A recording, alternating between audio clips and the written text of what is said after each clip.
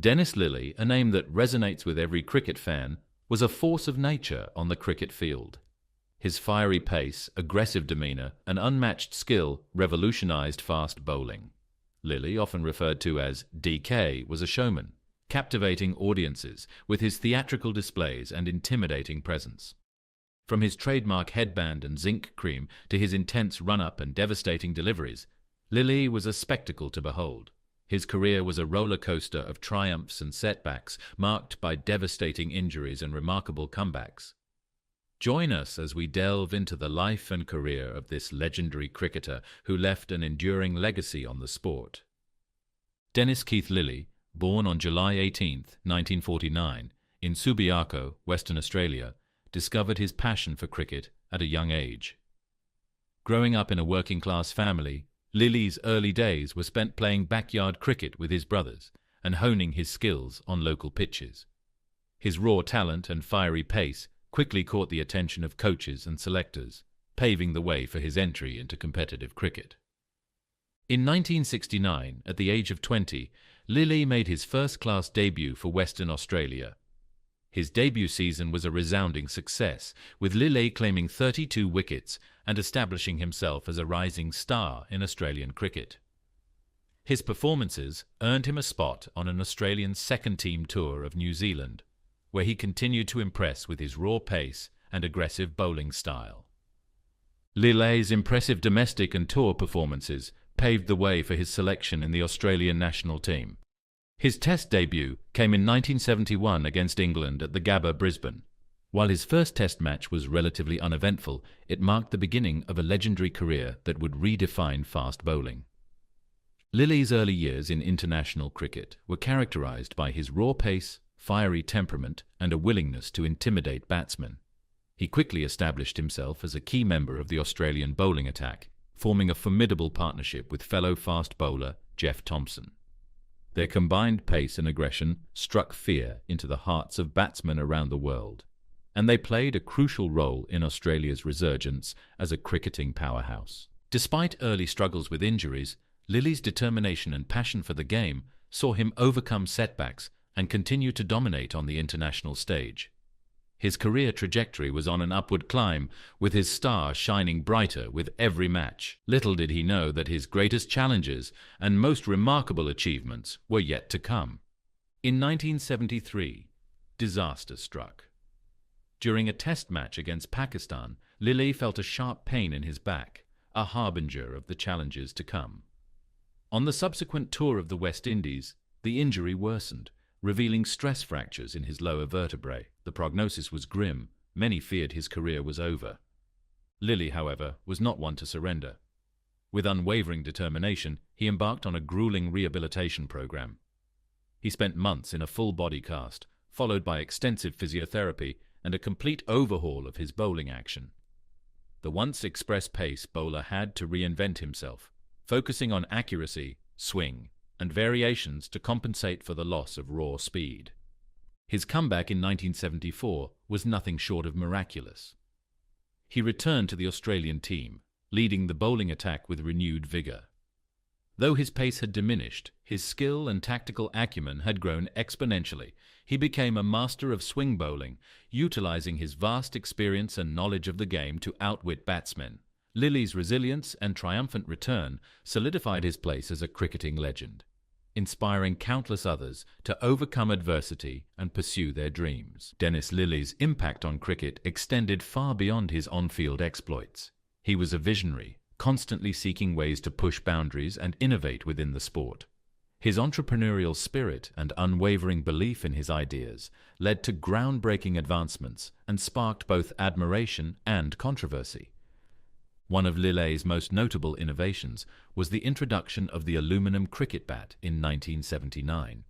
Dissatisfied with the limitations of traditional willow bats, Lillee collaborated with a manufacturer to develop a bat made of lightweight aluminum alloy. The new bat promised increased power and durability, but it sparked a fierce debate within the cricketing community. Traditionalists argued that the aluminum bat was unfair, giving batsmen an undue advantage over bowlers. The sound of the ball striking the metal bat was also deemed unpleasant by many. Despite the criticisms, Lillee persisted with his innovation, using the aluminum bat in several matches.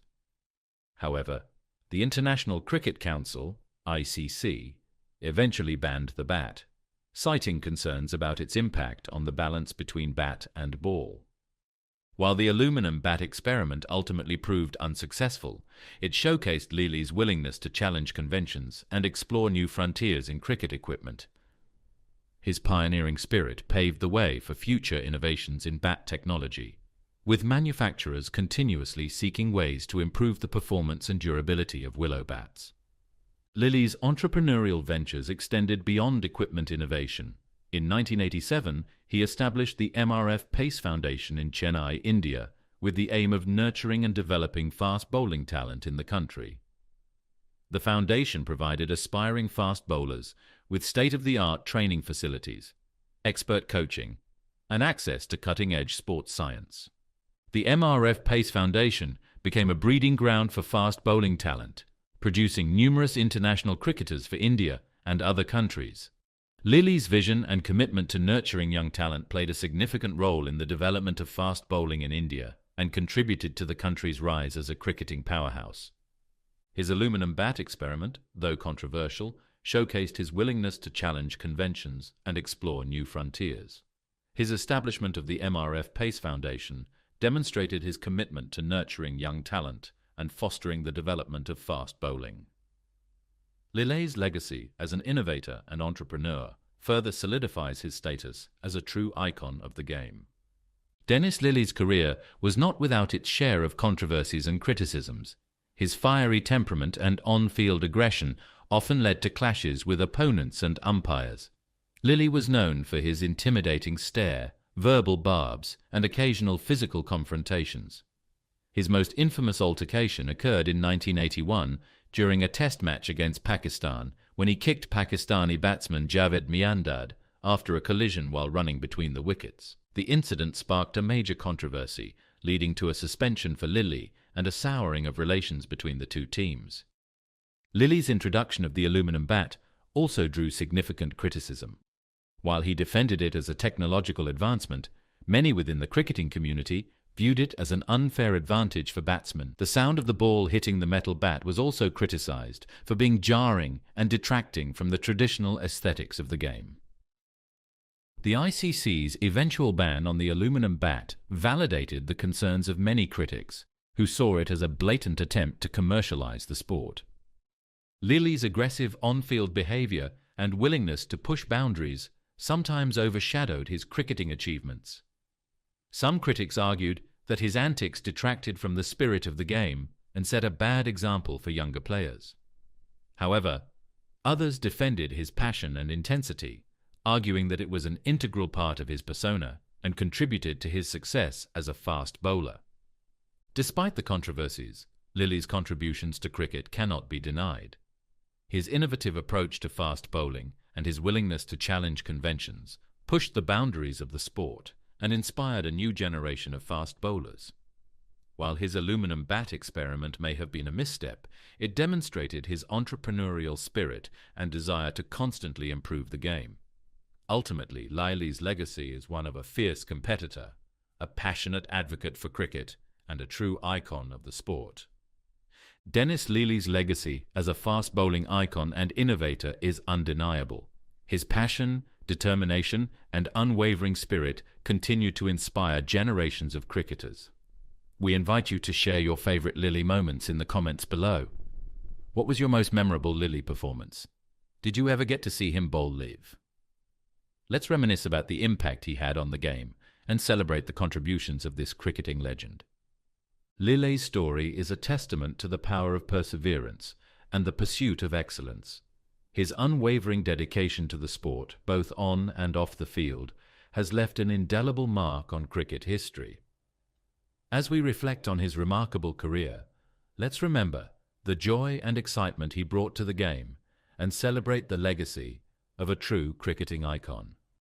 Mike Gatting, England's cricket captain, a stoic figure known for his grit and determination. But in the heat of a crucial test match against Pakistan, a single gesture shattered his composure and ignited a diplomatic firestorm. A raised finger, a furious exchange with an umpire, and a match abandoned in chaos. The Shakur Rana incident tarnished Gatting's reputation, strained international relations, and raised questions about sportsmanship, cultural clashes, and the power of a single moment to alter history. This is the story of a captain's rage, an umpire's pride, and the enduring impact of a controversy that transcended the boundaries of cricket. Michael William Gatting, born in 1957, discovered his passion for cricket early on. He rose through the ranks of Middlesex County Cricket Club, showcasing a solid batting technique and a penchant for leadership. Gatting's international career blossomed in the late 1970s. His Test debut in 1978 against Pakistan marked the beginning of a journey that would see him become one of England's most dependable middle-order batsmen. He was known for his resilience against fast bowling and his ability to score crucial runs under pressure. In 1986, Gatting was appointed captain of the England cricket team, a role that would define his legacy. His leadership style was characterized by a blend of tactical acumen and a passionate, sometimes fiery, temperament. Under Gatting's captaincy, England achieved notable successes, including winning the Ashes series in 1986-87. His contributions with the bat remained significant, with several memorable innings against top-tier opponents. The second Test match between England and Pakistan in Faisalabad, 1987, was poised to be a crucial turning point in the series, but no one could have predicted that the match would be remembered not for a cricketing feat, but for an explosive confrontation between England's captain, Mike Gatting, and Pakistani umpire, Shakur Rana. The incident unfolded in the final session of Day 2. Gatting brought in a fielder to prevent a single as bowler Eddie Hemmings began his run-up. Rana, the square leg umpire, called dead ball, accusing Gatting of making an illegal change to the field. Gatting, taken aback by the accusation,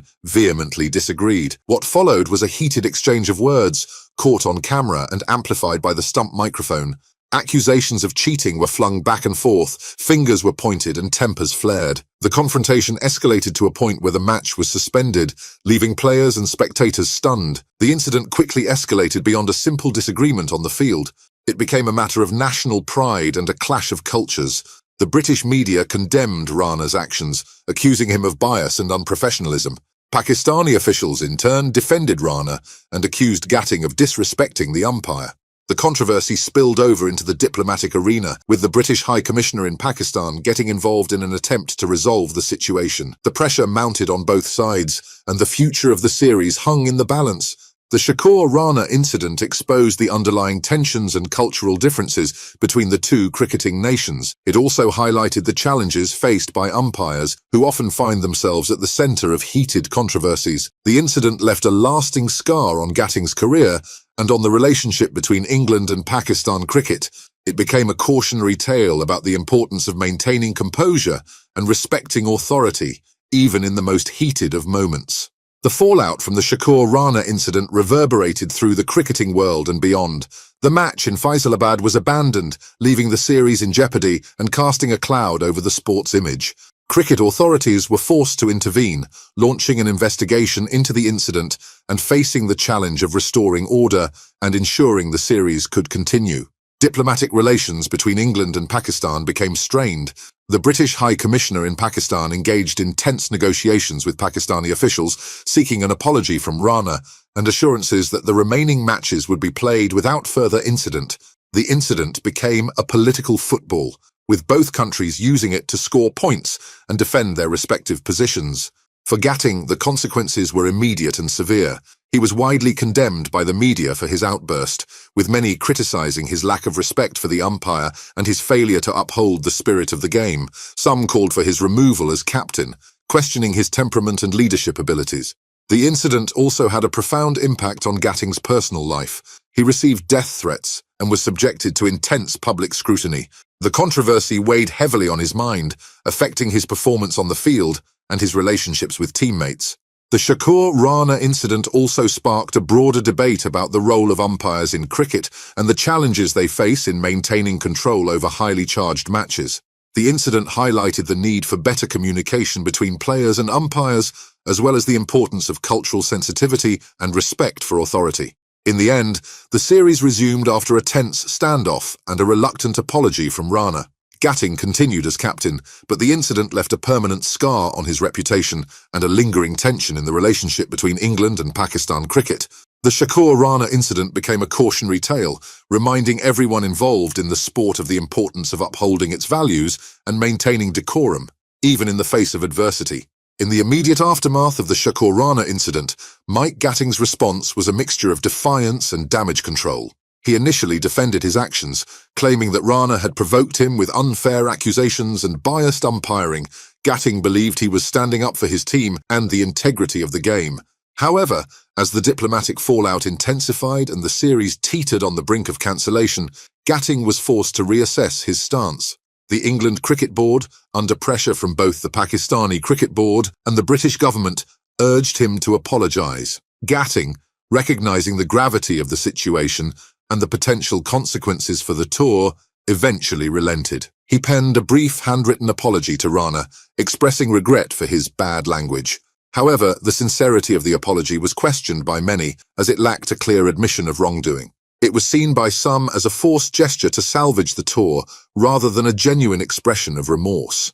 Over time, Gatting's perspective on the incident evolved. In later interviews and reflections, he acknowledged that his reaction was excessive and that he could have handled the situation differently. He admitted that his anger had gotten the better of him and that he had allowed the emotions of the moment to cloud his judgment. Gatting also expressed regret for the impact his actions had on the series and the wider cricketing community. He acknowledged that the incident had overshadowed the sport itself and had caused unnecessary tension between England and Pakistan. He sought to make amends by meeting with Rana privately and expressing his remorse in person. In hindsight, Gatting's response to the Shakur Rana incident is a story of growth and maturity. It's a reminder that even the most seasoned professionals can make mistakes and that it takes courage to admit them and learn from them. Gatting's willingness to eventually acknowledge his error and apologise, albeit belatedly, reflects a degree of humility and a commitment to upholding the spirit of the game. The road to redemption for Mike Gatting was not an easy one. The Shakur Rana incident had left a stain on his reputation, and he faced a long journey to rebuild trust and respect within the cricketing community. However, Gatting's commitment to the game never wavered. He continued to play for England, leading the team with renewed focus and determination. He also channeled his passion for cricket into coaching and mentoring young players, passing on his knowledge and experience to the next generation. Gatting's efforts to give back to the sport and his willingness to acknowledge his past mistakes gradually earned him forgiveness and respect. He became a respected figure in the cricketing world, his contributions to the game outweighing the controversy of the Shakur Rana incident. Mike Gatting's story is a cautionary tale about the perils of unchecked anger and the importance of maintaining composure under pressure. The Shakur Rana incident will forever be etched in cricketing history, a reminder of the delicate balance between passion and professionalism. While Gatting's outburst tarnished his reputation, his subsequent efforts to rebuild trust and his contributions to the game after the incident speak to his character and resilience. His story reminds us that even in the face of adversity, redemption is possible through self-reflection, growth, and a commitment to upholding the values of the sport. What are your thoughts on the Shakur Rana incident? Do you think Gatting's actions were justified, or did he cross the line? Share your opinions in the comments below. Don't forget to like this video and subscribe to our channel for more in-depth documentaries exploring the controversies and triumphs of cricket's most iconic figures. Ian Chappell, a name synonymous with Australian cricket's golden era, was a captain who commanded respect and ignited controversy in equal measure. A fierce competitor with a sharp cricketing mind, Chappell led the Australian team to unprecedented success during the 1970s. However, his aggressive tactics, confrontational style, and involvement in the infamous underarm bowling incident made him a polarizing figure. This is the story of a captain who pushed boundaries, challenged conventions, and left an enduring legacy on the sport of cricket. Join us as we delve into the complex and captivating career of Ian Chappell, a man who defined an era and sparked debates that continue to this day. Ian Chappell's journey in cricket was deeply rooted in his family's passion for the sport. Born into a cricketing dynasty in Adelaide, Australia, his grandfather Vic Richardson was a celebrated Australian captain, and his father, Martin Chappell, was a prominent grade cricketer. Growing up in this environment, it was almost inevitable that Ian would develop a love for the game.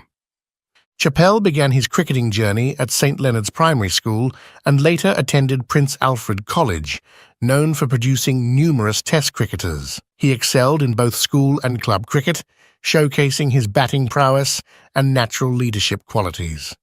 In 1962, at the age of 18, Chappell made his debut for South Australia in first-class cricket. He initially struggled to find his footing, experimenting with different batting positions and bowling styles. However, his perseverance and determination paid off, and he eventually found his niche as a middle-order batsman, known for his aggressive stroke play and solid technique. Chappell's Test debut for Australia came in 1964 against Pakistan. Although he didn't set the stage alight in his early matches, his potential was evident. He continued to work on his game, refining his batting technique and developing his tactical awareness. In the late 1960s, he established himself as a key member of the Australian team, scoring crucial runs and contributing valuable insights as a senior player. Chappell's playing career was marked by his competitive spirit and his unwavering commitment to the team's success. He was known for his gritty batting style, his ability to build partnerships, and his knack for scoring crucial runs when the team needed them most.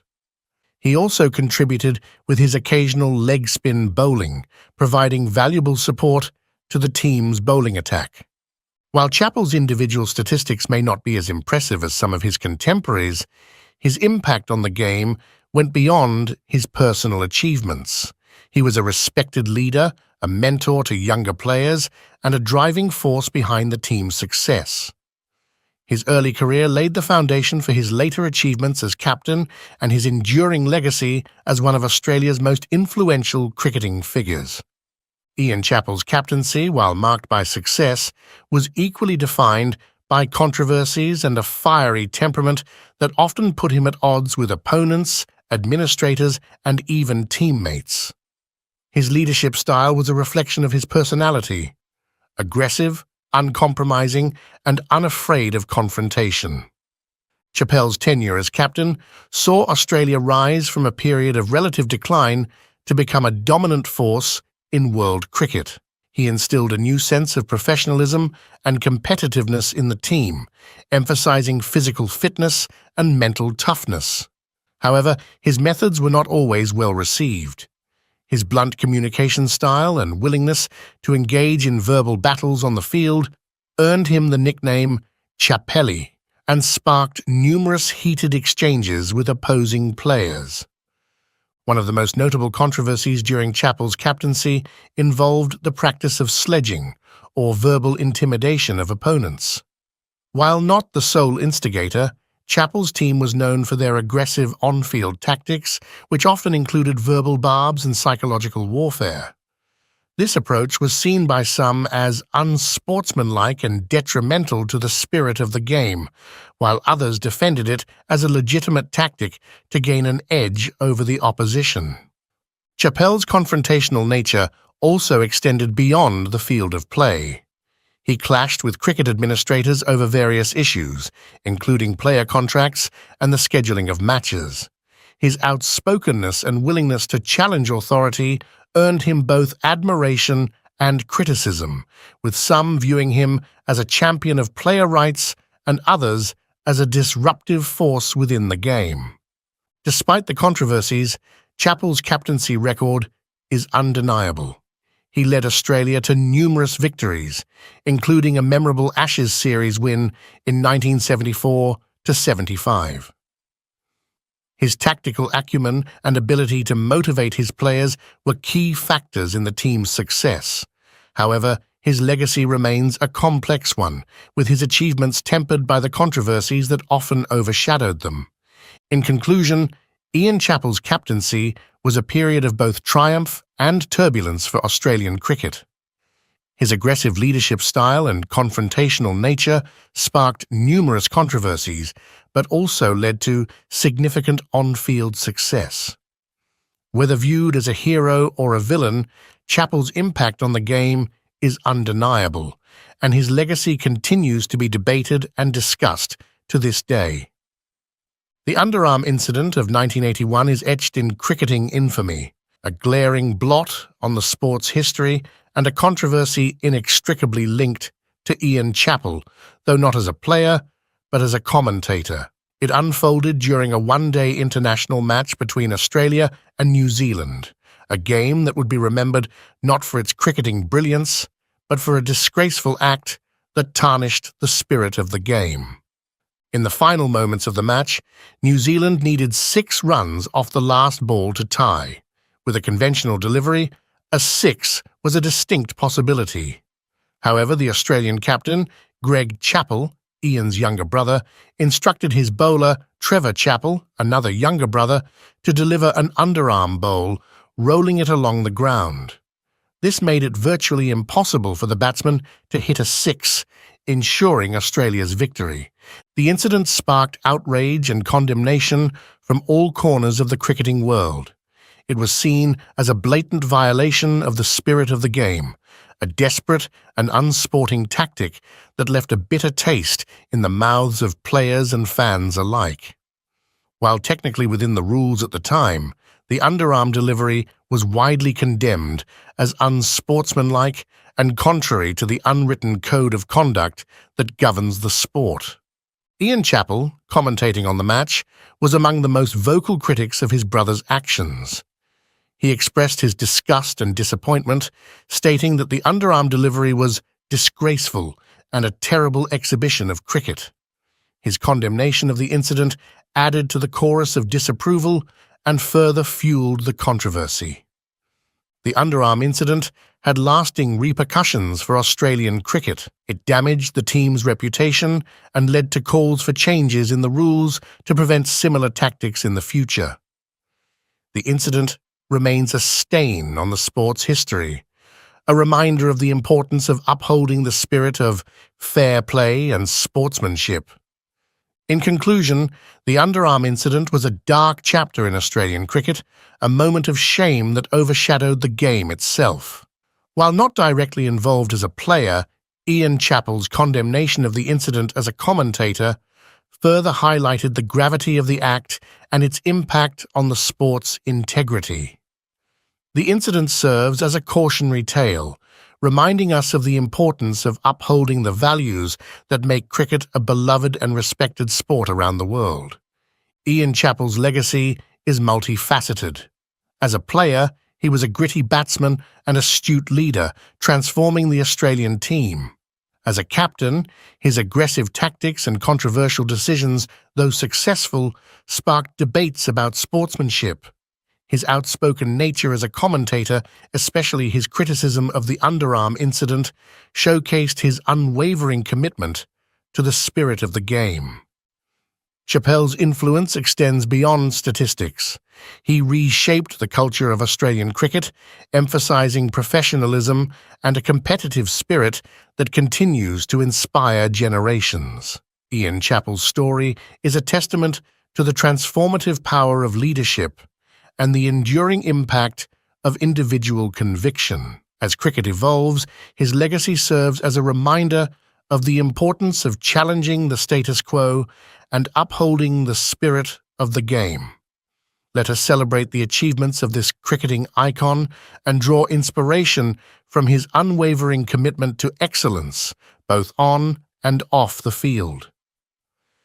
We invite you to share your thoughts and opinions on Ian Chappell's legacy in the comments below. Was he a visionary leader or a controversial figure? How do you view his impact on the game? Let's spark a conversation about the ethical dilemmas faced by sportsmen and women. Do you believe that winning at all costs is justifiable? What are the boundaries of fair play and sportsmanship? Let's delve into these questions and explore the complex interplay of ethics and competition in the world of sports. Together, let's celebrate the legacy of Ian Chappell and continue the conversation about the values that define the spirit of cricket. The life of a professional sportsman is not that easy. The easy part is playing the game, but the stuff that happens to you around that, being in a team sport, at least you've got some teammates around, but you're on your own a lot and you're away from your support system quite a bit. Not everyone can deal with it. And, so From smashing centuries to pulling off a move that still has everyone talking, Greg Chappell was a big deal in cricket. How did this Aussie bloke go from being a batting hero to a villain in the blink of an eye? How's he living it up these days? Let's dig up Greg Chappell's tenure in cricket and his post-retirement escapades. Greg Chappell was born on August 7, 1948, in Unley, South Australia. His old man, Martin, was a big deal in Adelaide cricket, and his granddad, Vic Richardson, was none other than the Australian Test captain. Talk about cricketing royalty. He started swinging at a proper ball at the tender age of 8, representing St Leonard's Primary School. The little gremlin was already on the cricket pitch, and apparently he was also a bit of a baseball whiz. Young Greg wasn't the biggest kid around, so he had to get creative. He figured out how to deal with the bouncy ball by playing most of his shots to the leg side. Smart thinking, eh? The little cricket whiz was more interested in what was happening on the cricket pitch than in the classroom. Fair play to him, we suppose. But then, boom, in 1964 to 65, he had a growth spurt that would make a beanstalk jealous. Suddenly, he's towering over everyone. With this extra height, he started dominating schoolboy cricket and scoring double centuries. That's not normal, and teaming up with Ashley Woodcock to put on a massive partnership. The Chappells bat together for the first time. Must have been a sight to behold. Those two teaming up for Glenelg in a semi-final against Port Adelaide in 1966? Cricket gold, we reckon. But the dynamic duo hasn't fared in the world of cricket without their fair share of controversies. Before we get into some tea talk, take a moment to like and subscribe. Now, back to the video. The underarm bowling incident. You can't talk about Australian cricket without that one coming up, can you? That's the black mark on the game, eh? Australia won on January 24th, 1981, and the New Zealand representative won on January 28th. The two remaining games in the series won all. The scene was perfect for a cracker of a final on February 1st, 1981. Before the underarm drama, there was another controversial moment. Just moments before, Greg Chappell nearly got caught out, but the umpires said it wasn't out. Even the great commentator Richie Benaud was convinced that was a catch. Replays showed he probably was. That was a bit of a dodgy decision, and it set the scene. Greg's almost caught out, but the umps said he's not out. Fair cop, some might say, but some reckon he should have just taken Snedden at his word and walked. Not questioning it, Greg says he isn't sure, so he plays on. So the Aussies are in a proper pickle.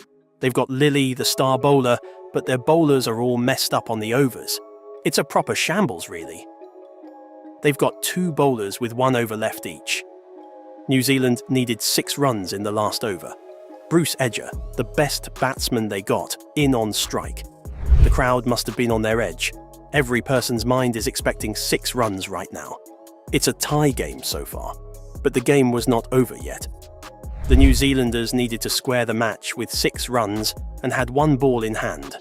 The Aussies had very few options. To prevent New Zealand from holing out for a 6 and thereby a win, Captain Greg Chappell made an unpopular decision. He asked Trevor to deliver the ball underarm. Bowling underarm was perfectly legal at the time, but as far as Scott was concerned, it was against the spirit of the game. This was really something out of the schoolyard. It was not international cricket. The whole thing became a huge talking point and is debated to this very day. McKechnie was furious, the New Zealand batsman. He could not believe what he had just seen. The bloke threw his bat in a fit of fury. The Aussies had scraped home by just 6 runs, but it was an illusory victory. The New Zealanders tramped off the field disgusted. The captain, Jeff Howarth, was beside him. He argued long and hard with the officials, pointing out that this kind of bowling was against the game's regulations. The Aussies won, but lost respect from the cricketing world. Ian Chappell, the brother of Greg, thought it was a lousy idea too. Richie Benaud, captain of Australia, thought that it was an absolute disgrace for cricket. The New Zealand team was gutted. They just couldn't believe it. Even the prime ministers of each country got involved. The PM of Aussie stated that it was against the spirit of the game and cowardly, while the PM of Kiwi agreed. The whole thing was a massive scandal.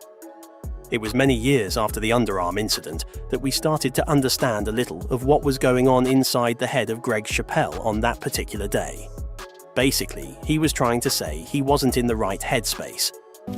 I walked over to Don Weezer, I think was the umpire at the bowler's end, and I said, Don, you better instruct the batsman that Trevor's going to bowl the last ball underarm. His eyes did roll back in his head.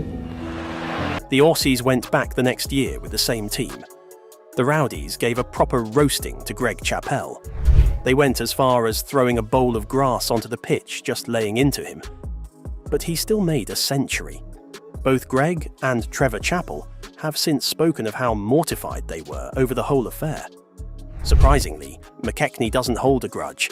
Still, Greg cemented a decent legacy to his name, even though he isn't in the best financial condition these days. Let's have a look at his earlier days. Well, young Greg went to England to hone his skills. 2 years of county cricket, but his batting average not exactly setting the world on fire. Remember him lining up and leg spin bowling? Up in Yorkshire, he raced in and bowled medium pace, and boy, did it pay off. 71 wickets in a season, including a spell of 7 for 40. Not too shabby for a bloke who was mainly a batter. He was even made the captain of Somerset after making a scorching century. But a bouncer that came from the best in the business, John Snow, hit him in the eye and almost ended his career. Yet, he still reached all those runs and everything in Shield games at home in Australia. Everyone was tipping him to play for the national team. But then, bang, he gets dropped. He's smashing hundreds right and left in the 1969-70 season, and everyone is talking about him. The Aussie team is getting beat on in South Africa, so the pressure's on to perform. And then, the big moment comes. His Test debut was in Perth in December of 1970. At number 7, the lad smashes 100 and puts on a huge stand with Ian Redpath. If that is not a dream start, then what is? Q-talk in the whole town after Greg finally steered this Queensland team to their first victory in the Sheffield Shield. How well did he do? 1,000 plus runs in the 1973-74 season. Hard cheese, really. They failed in the last test as a kid named Jeff Thompson whipped their butts for real. Now, that is where Greg's genius lay. Spotting the raw talent in Thompson, he convinced him to join the Queensland team for the season 1974-75. He was quite a genius at putting together a good team, something that proved useful when he started coaching teams post-retirement. Things started to go downhill for Greg. He was under the hammer of this awful tonsillitis, really buggering up his play in the 1974-75 Ashes series. He still ground for an Aussie batting lineup, coming in with 608 runs at 55.3, but he couldn't seem to get set. His tonsils were removed in the hope of correcting it, but he also shed much of his weight, which also did not help bring his batting in order. He played in the inaugural World Cup in 1975, but then had a bad time during the 1975 Ashes. The going was tough, especially for the champ. Greg came back strongly after the illness. He had reached the pinnacle that year, for sure. It was the year when he scored the record-breaking figure of 1,547 runs. He was then given the captaincy, where he started with a bang, centuries in both innings of his very first test as captain. Australia, in their usual way, overran the gap-toothed West Indies 5-1. And at the very heart of it all was Greg, his brilliant 182, not out just one highlight. A bunch of players had retired from the team, and it was struggling. That meant Greg had to take a leadership role in bringing new players and coping with injuries to important players such as Jeff Thompson. Not easy, but he faced the challenge head-on. The Aussie team was under fire for playing defensive cricket during the series against Pakistan. But Greg was still the shining light, scoring a century in their only win. The New Zealand tour was more of the same, with Australia in rebuilding mode.